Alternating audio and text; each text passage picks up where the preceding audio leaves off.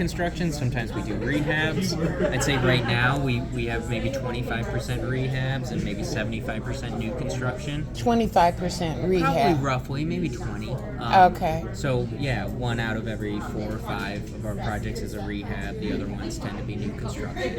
And that was a Lutheran organization that... Was it Lutheran Development Group? Yeah. Okay, yeah, we work with them fairly often. Yeah, they'd be one of the development teams that applied Yes. and got awarded funds.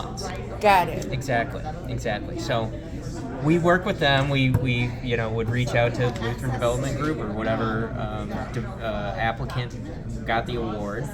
We discuss with them kind of what to expect, timelines, what the environmental review process looks like. Typically, we have to go to our cultural resources office and get any project signed off by them.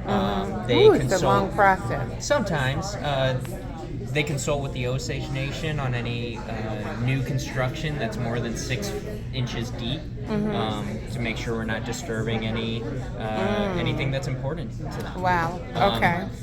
So there's that whole process. We fine tune the drawings. We offer our input and the regulations that we call for.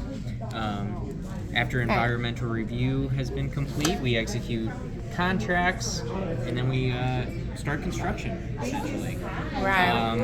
So this part here is going to be the longest process. Yeah, in fact, getting to E&A and the environmental review is kind of the environmental review is kind of the longest process, and we tie in the fine tuning of the drawings kind of into that whole.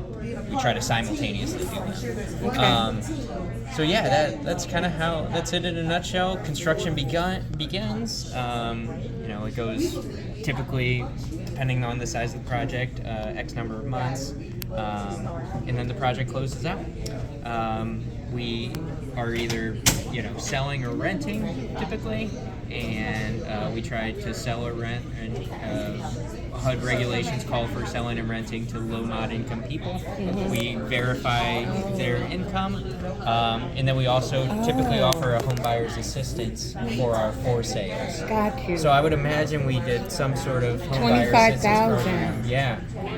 So the amount that we put towards home buyer assistance varies depending on the project. But yeah, it's a really good thing to help people get into their future homes. That's kind of the long and short of it. Wow. I am almost like shocked, not shocked, but happy to see that house. I can't wait to call her and tell her your house was featured. Oh, it's cool. Wow. And, they're good-looking homes, and we want to make sure families are in affordable housing and safe homes.